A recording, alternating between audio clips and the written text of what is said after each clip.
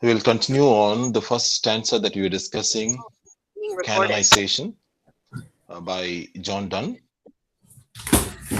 Yeah, I told you, right, that this poem is special, especially from the 20th century onwards, because of a whole lot of reasons, right? The reason one reason is T.S. Eliot was instrumental in resurrecting the aura.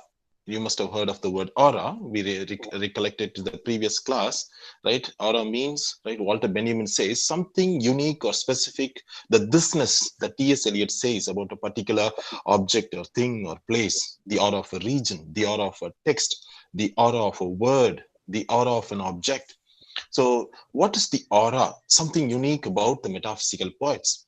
And T.S. Eliot resurrected it thanks to a publication in the 20th century by Grierson that made him look back at the metaphysical poets who were conveniently ignored for a whole lot of decades or centuries down the line. And now he tells us art or text, right, has its autonomy. A text should be analyzed for the sake of a text. T.S. Eliot calls it the lemon squeezing school of literary criticism. So, what is unique about the new critical school or the practical criticism school? I hope you must have done some homework on that. And the more you do some homework, the more you'll get some ideas on how to go about, analyzing a text for the sake of it. It has a beautiful autonomy that John Keats talks about in Ode on a Grecian Urn, well wrought urn. The same thing that you find in the 20th century. Clint Brooks tells us in his title of his book titled The Well-Wrought Urn, Structures in the Study of Poetry, again, right? So there also, again, he talks about the well-wrought urn as a poem that is complete in itself, right? I think, Karan, you should mute your mobile, right? One of you has not muted your mobile. I think Karen, right? Yeah. So, a well-wrought urn is compact. It is complete in itself. And so, it doesn't need any outside reinforcements, right? That's okay. Yeah.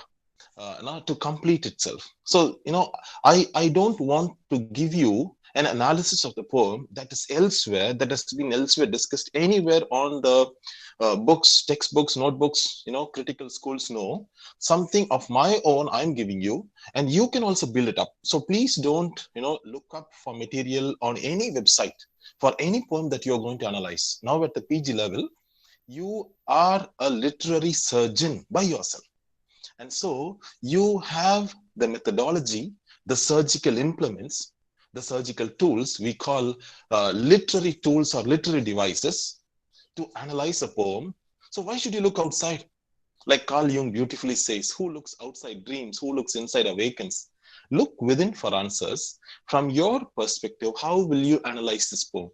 Why does Eliot praise or raise high the standards of the metaphysical poets who were in oblivion, complete oblivion for centuries? Many didn't like them, the metaphysicals. Oh, they're too complicated. The diction, the syntax, the rhythm, the rhyme, everything is too complicated, right? So they conveniently avoided the metaphysical poets. But it took a T.S. Eliot in the 20th century, another Nobel laureate, who resurrected these poets. So we'll quickly go back. And in the previous class, just a recap, I.A. Richards, in his Principles of Literary Criticism, he was the pioneer of the school of criticism called practical criticism. He also wrote a book called Practical Criticism in the year 1929. We all know that. In 1924, when he wrote Principles of Literary Criticism, there he talks about the two uses of language. We saw that in the previous class. One is called the emotive function, and the second is called the scientific function. In other words, the first one is called the figurative. The second one is called the direct. So the first one is called the literary. The second one is called literal, direct. When someone asks you the time, you will have to say, the time is right 8:35 a.m. But an indirect answer could be, what is the time? You could philosophize, what is time? T.S. Eliot says in his four quartets, a beautiful expostulation of time, right? It goes on and on and on. time present and time past are both perhaps present in time future, and time future is contained in time past. If all time is eternally present, all time is unredeemable. What might have been is an abstraction remaining a perpetual possibility only in a world of speculation. All this when you want to philosophize on time. But again, what is time? If someone asks you, right, you can say, wow, time is a winged chariot. Andrew Marvell says, right, to his coy mistress, he says, no, time is a winged chariot. It could be a figurative. So a direct answer is different. A philosophical answer would be different. A figurative means ornamental answer. Ornamental, right? A person, when she or he, they wear ornaments, right? They have a different appeal to them. And certain ornaments you find in the text, the texture, certain ornaments that you find, ornaments in the sense, ornamental language or figurative language or emotive language, certain ornaments you will find are there for a purpose. I told you this figurative language includes the literary devices, literary tools that you will need. Without those literary tools, I can't necessarily even think of analyzing a literary text or a poem. So, I'm going to involve myself in analyzing a text. I am all empowered, waiting to charge, right, or to dissect a text in my own way. Please remember, right? Wimsatt and Beardsley, the famous new critics, they coined two terms. If you remember, we discussed it. Right. Intentional fallacy and effective fallacy. Intentional in the sense, they all connect with the new critical school, the practical criticism school, and they all have great regards for the metaphysical points. That's why I'm going back to the intentional fallacy that Wimsatt and Beardsley gave us. Trying to find the mind of the author or the poet, what she wrote when, what she had in mind when she wrote this poem. That is a fallacy that is intentional, trying to find the intention of the poet or the writer. And another fallacy is there that is called affective fallacy, trying to weigh or to judge a work of art by the emotions it gives to your senses. That is also wrong. That's why Bertolt Brecht uses the term, right? We know, right? Bertolt Brecht, you all must have known. He uses a lot of terms. Epic theater. Here he uses the word alienation effect, alienating, aesthetic distancing that you should do. For example, I watched the movie Titanic and I come out. Somebody asked me, how was the movie? Oh God, towards the end I cried. You are wrong. Bertolt Brecht says, try to alienate yourself from the particular, right, feel, alienation effect. Then you will see layers and layers of meaning that you didn't even intend to. He gives us a very simple example. After you come out of a very cathartic movie, a movie that had a very great, deep emotional impact on you, you're all sobs and choking and tears and teary-eyed when you come out, right? Oh God, why did Jack die? Why did Jack have to go down into the sea, deep down into the sea? Why did he have to leave her alone? And you come out. Now, just outside the theater, you will find there is a poor beggar asking you for just 5 rupees. Just 5 rupees. Amma, Appa, give me 5 rupees. Also, give me some money. You are not moved at all. This is where alienation effect comes into play. Why am I not moved by the real in real life, but why am I moved by the real in screen life? Why am I so moved or touched by what is happening in a screen life? So, there is a wonderful book called The Culture and the Real by Catherine Belsey, where she says the moment in the theater, for example, in the theater, the moment the lights are switched off, your reality is also switched off. The moment the lights are switched off in the theater, when you go for a movie, when the lights are switched off, the reality that you have experienced hitherto is switched off, and you awaken yourself to another mode of reality. How interesting is it? So the reality on the screen is different from the reality in real life. Culture and the real. What is real and what is a culturally induced illusion? Illusion that we find on the screen. The Purple Rose of Cairo. Please watch that particular movie where I don't want to go into that movie. We have a lot to do today. The Purple Rose of Cairo, Cairo. Please watch it. You'll find this blurring of distinctions between the real and culturally induced world of illusion on the screen. Suddenly, the hero from the screen, she'll be watching the lead character on screen because she's bored at home. She's fed up at home. She's a housewife. She's fed up. So she every evening she used to come and watch this movie. She falls in love with the hero there, and the hero also falls in love with her. Look at that culturally induced illusion. The hero also falls in love with her, and he says, "See, I've been watching you for days and days and days now. I feel, like I love you." And she also says, "Yay! I'm so happy that you love me. I've also been having a kind of a great, crush on you." So what he does is he jumps out of the screen, and both of them they elope. Strange, isn't it? Culturally induced illusion. Now, what happens is the people on the screen, they're worried. How can we lose our hero? The director is worried. The lead heroine is worried. Everyone is worried. How can we lose our hero? And so they go in search of the lead, the hero, the character. Now these two make their way outside. You can watch it later. I'm just saying, right? So alienation effect helps us look from a distanced perspective, right? So here, for God's sake, hold your tongue and let me love. I am into something that I love doing. The let me love, look at that, the epistrophe, you call it. Epistrophe in the sense, when one word is repeated again and again, like in a hymn, Hymn. You know what's a hymn, right? A hymn is sung as a devotional exercise. There is a difference between a hymn and a song, right? A hymn is part of a devotional exercise.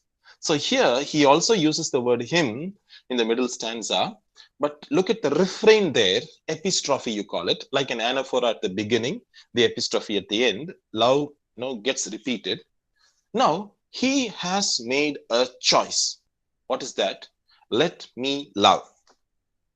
He has made a beautiful choice after a lot of considerations. He has taken an initiative. He has gotten into a commitment all for himself. I have made a choice. Let me love. It could be anything. For him, it was love. Maybe love, therefore, was metaphorical also. Right? Let me study, or let me do this. Let me become a professor. Let me become a great, noble citizen of the nation. I've decided. Heidegger, one of the pioneering philosophers of the 20th century who revolted against the huge metaphysical tradition of the past. Please read Martin Heidegger, Heidegger. Next year, in the third semester, we'll be dealing with critical theory as a single composite paper. There we'll be discussing Heidegger again as part of Derrida. Heidegger, he has written a whole lot of books.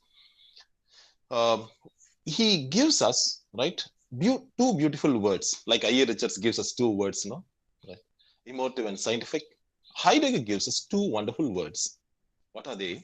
He says authentic existence, inauthentic existence. The choices I make in my life, they determine me, my identity, my personality, my individuality, and my life in toto. The choices that I make in my life, informed choices. If I do what everyone else does, inauthentic existence, he says. Remember, Nietzsche talks about the doctrine of eternal recurrence. Eternal recurrence in the sense, right? We must have discussed this earlier, right? Eternal recurrence in the sense, just imagine, right? I'm just quoting him. A ghost were to come straight in front of you and it were to say, "Hey, guy, guess what?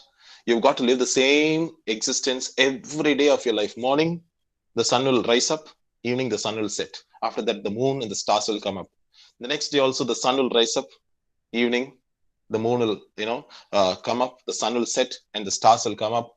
and it will go on and on. It's a kind of a time loop, an endless time loop. What will you do? This is the doctrine of eternal recurrence. Every day it repeats again, and you don't have any other choice. It is called an existential angst. Every day you find, right? Every day you'll find there is the same thing happening, monotonous. Morning you have your breakfast, afternoon you have your lunch, evening you have your afternoon, if you want, you have a siesta, then evening you have your snacks, night you have your dinner, watch the same Big Boss, whatever movies, and then TV, and then go back to sleep. Heidegger calls it inauthentic existence. An authentic existence is when I step out. He calls it bracketing, stepping aside and looking back. What is the contribution that I am going to make that no one else has already made to society? That is an authentic existence. What is the contribution that I am going to make that no one else has already made? I'm not going to imitate anyone else. I have a unique identity of my own. I have a unique aura of my own, excuse me. Excuse me. I have a unique personality, individuality of my own. So I will not go into the inauthentic mode of existence like everyone does. Here, the person who's always, eavesdropping on the speaker, the persona of the poem. Eavesdropping in the sense, right, looking at what he's doing. He was not mindful of, doing whatever he wants to do in his life. He was always conscious of what the other person was doing, right? So, for God's sake, hold your tongue.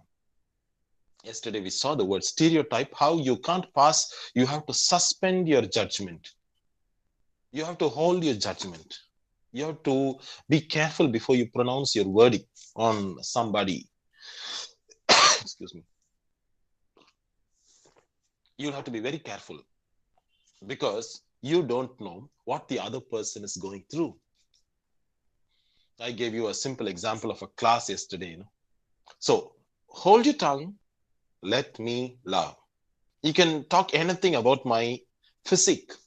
You can chide my palsy, a kind of a joint disease, paralysis kind of, right?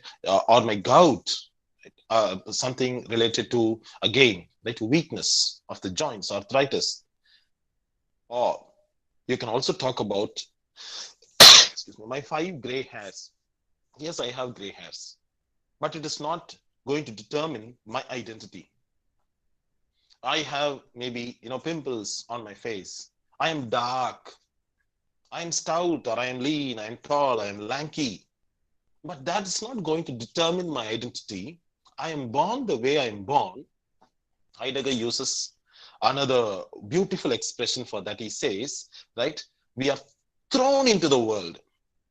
I repeat, we are thrown into the world. That means you have been given an existence in this world, and you have to make the best of your existence, not by cursing yourself every day, not by, looking upon yourself negatively. Self-esteem, speak positive, keep positive, right? And celebrating your identity every day.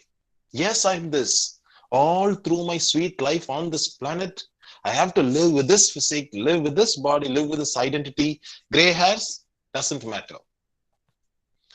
Right? In the Mahabharata, Lord Krishna gives this beautiful discourse or advice or suggestions to Arjuna, where he says, it is the dweller within the body that slayeth not. But the body may perish. So don't worry about the body. So here again he says, you can talk anything about my hair. You can talk anything about my physique. You can talk anything about my color.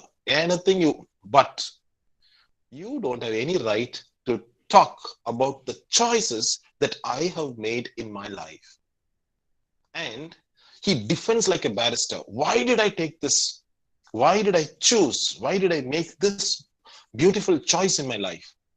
And after he, defends his choice, he, beautifully takes the poem forward.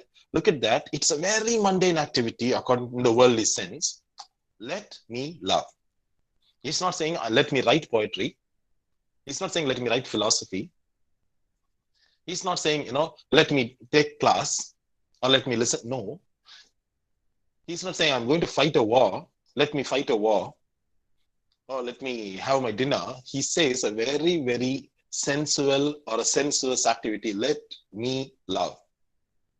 Now, it might sound very trivial. That's the beauty of the metaphysical poets, right? They start off on a very, very trivial note. The sensual becomes spiritual towards the end. That is the gradation you find in the poem. It starts with the mundane, but slowly you'll find there is a beautiful gradation, like the flight takes off. Very mundane, according to the worldly sense. Let me love. So what? Let me love. You can talk anything about me, but in the last line, again, the epistrophe, he says, let me love. Let me love. You can replace it with anything you want. For God's sake, hold your peace. Or for God's sake, stop talking. For God's sake, smile. Let me take a snap. For God's sake, don't do this. Let me. For God's sake, don't disturb me. Let me study. For God's sake, don't force me into doing something that I don't like. Let me be. Let me be in the sense, right? Let me have my own identity. Let me celebrate my own identity. So here, right? With wealth, your estate is in a very poor condition. Next year, we'll be doing Journey to the Interior. Your interior is in a very poor past condition because you have not made a choice for yourself. You have not made an informed choice. Your estate is fallow, is shallow, requires a lot of maintenance. But you always look at me and always pass your judgments, your remarks, your verdicts on me. How shameful, he says. Right? With wealth, your estate, your mind with arts improve. Right? Improve your mind with the arts because the arts civilizes you, cultures you, gives value to your soul. It makes you civilized. From the mundane, from the gross, what Matthew Arnold would say, the Philistine crowd, I rise above because I read. They say, great philosophers, even yesterday, I was sharing it on a reading group, right? Be very suspicious of people who don't read. Be very suspicious. Don't have anything to do with people who don't read a book, right? Because they can be easily swayed by the crowd. And Soren Kierkegaard, he was the guru of Friedrich Nietzsche. He says, crowd is untruth. Untruth in the sense, right? You can't expect truth in a crowd. Mob mentality that Julius Caesar, Shakespeare talks about, in Julius Caesar, the impulsive, fickle-mindedness of the Roman mob. Brutus is an honorable man. Yes, Brutus is an honorable. Caesar is an honorable. Yes, Caesar. Right? Any side they will tilt because the crowd is untruth. So, that's what he says here. Your mind with arts improve when you elevate yourself. Right? With arts, with poetry. Right? Every day writing poetry or writing short stories or novels or novellas. Every week, I'm not exaggerating, every week one or other of our students is publishing a book. Right? Last week, one student, second MA, she published a book. This week, another student is publishing a book. Next week, two are publishing their books, poetry, right? So, this is refinement, elegance, my contribution.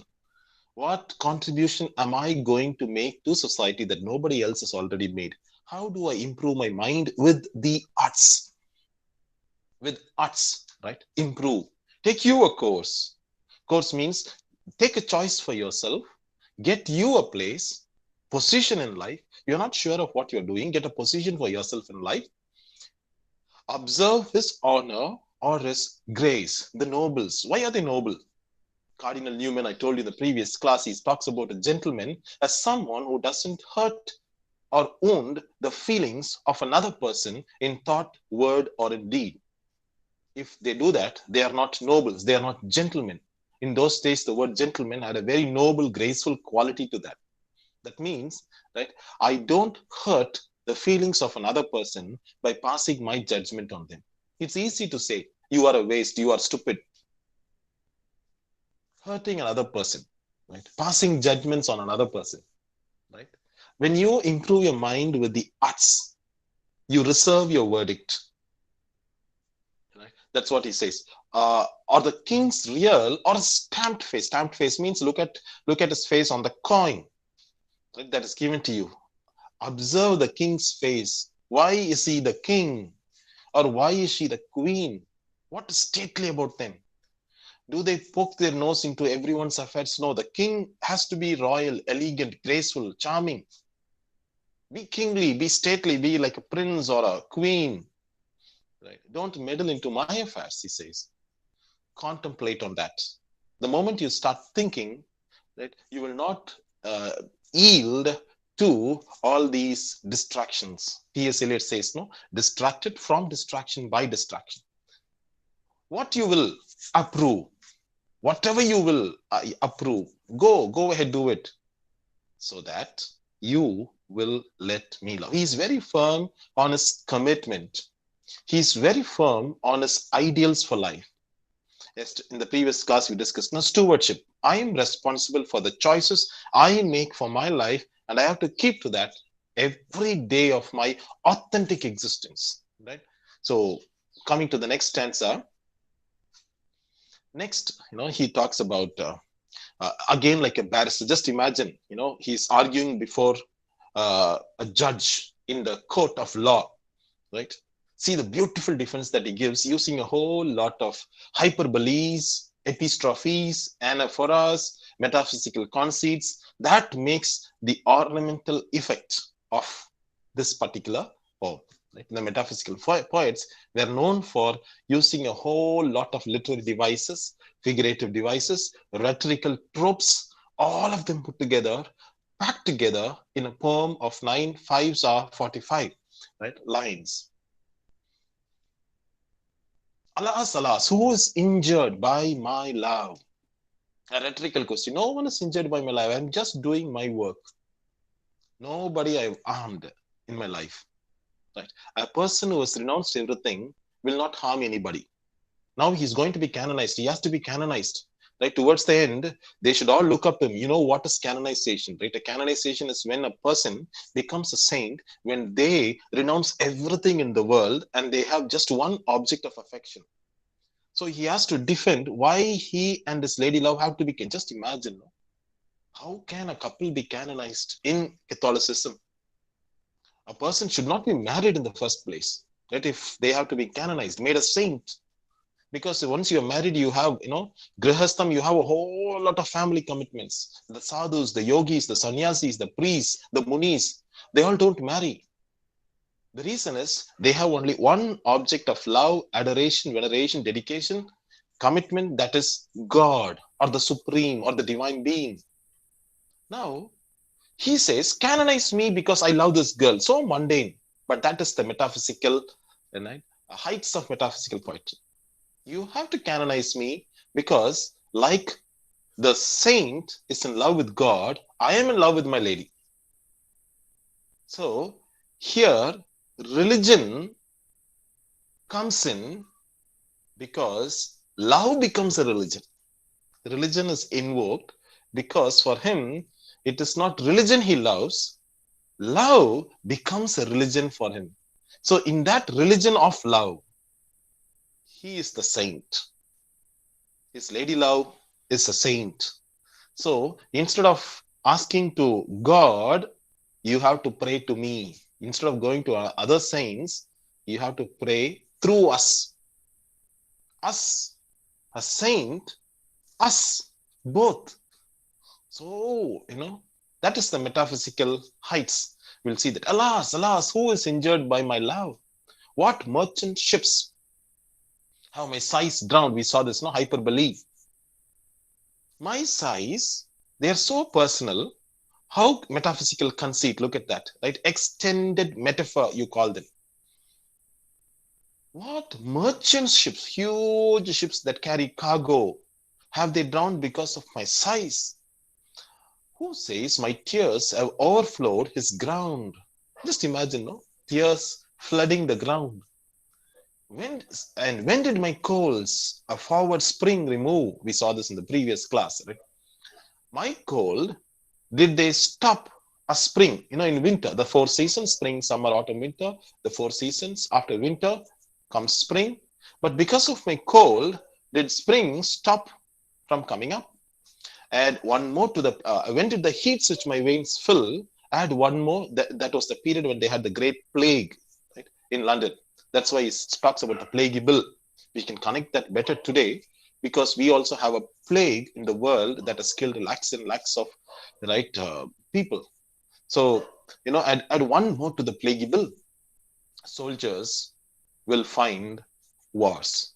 A soldier, her identity or his identity is to look at wars, is to wait for wars, right? Always ready for the war. Always be on the alert. And lawyers will always be on the alert for litigious men. Litigious means litigations. For quarrels. Only when there is a quarrel, the lawyer will come up. Otherwise, there is no need of a lawyer. Between two, when there is peace, a lawyer need not come up. Excuse me. Only when there is a quarrel, the lawyer needs to come up. So, the soldier will wait for a war. The lawyer will wait for a quarrel. But I don't do anything of that. She and I do love. Right. Coming to the next stanza. Call us whatever you will. That is mystery.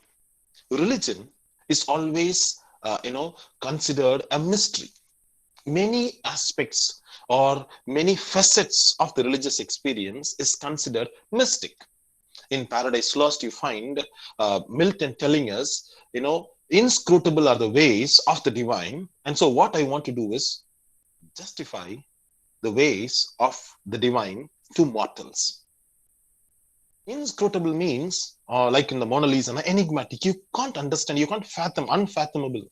You can't say why this happens. So here he says, call us what you will, mystery. The mystery that you have in a religious experience. He wants to connect it. We are made such by love. Call her one, me another fly. See the comparison here. Right? The metaphoric appeal comes here. The figurative appeal comes here. You can call her one, me another fly. We are tapers. You know what's a taper? No, a candle. A candle gives light on its own, and it also dies on its own. It doesn't need anyone else. Right? A candle will always give light to everyone, but right? It doesn't need another candle near it to make it keep shining. It shines on its own. The Mirror and the Lamp by M.H. Abrams. We discussed, remember, in one of our previous classes, that 1953 book that was part of his PhD thesis. So here, right, we are tapers too. At our own cost, we die, we melt, we disintegrate at our own cost. And we in us find the eagle and the dove. This is the parrot. Eagle and the dove. In us we find both. The eagle is a bird of prey and the dove is considered a sadhu, so meek, so gentle. In us we find both. The Phoenix Riddle, we all know in mythology, the phoenix is a bird that dies, and out of its own ashes it rises up again. The Phoenix Riddle hath more wit by us, because of us, it has more meaning to it. We two, being one, are it. Can you imagine this line? This is the middle stanza, and you find the heights of paradox here, right? Clent Brooks tells us in his essay titled The Language of Paradox, he says, the language of poetry is the language of paradox. And in the third stanza, exactly at the middle, you find a line that you can't necessarily easily comprehend. Look at what he says. We two being one are is followed by a plural, right? Are they, are them. But see what he says, are it. You can't comprehend. No? This is the beauty of a metaphysical poem. We two, being one, are it. It, one. So we are saints. We both are one. Now we want to be made saints because we are one. Right? Like the saint is one with God, like the yogi is one with God. We two being one. So don't consider us as mortal, sensuous human beings. We both are one. So to one neutral thing, both sexes fit. Right? We are neutral now. We don't have any sexes in us. Like the saint has to be neutral. Right? We are neutral. So you can canonize us, he says. We two, so to one neutral thing, both sexes fit. We die and rise the same and prove again mysterious by this love. We die and rise the same. There is no variableness. There is no change here. We'll continue in the next class. You can just go through some of the features of the metaphysical poetry in the 1921 essay by T.S. Eliot. It's titled The Metaphysical Poets. Right? The quote, the famous quote from that particular essay, a thought to Donne was an experience that modified his sensibility. Tennyson and Browning are poets and they think, right? A whole lot of heterogeneous elements are yoked by violence together. You will have a whole lot of beautiful phrases there. Please read through that particular essay. In the next class, you will find the reinforcements better because we'll be almost finishing the poem in the next class. Thank you. Have a good day. Thank you, sir. Thank you, Thank you, sir. sir. Thank you, sir. Thank you, sir. Thank you, sir. Thank you, Thank you, sir. sir. Thank you. Thank you, sir.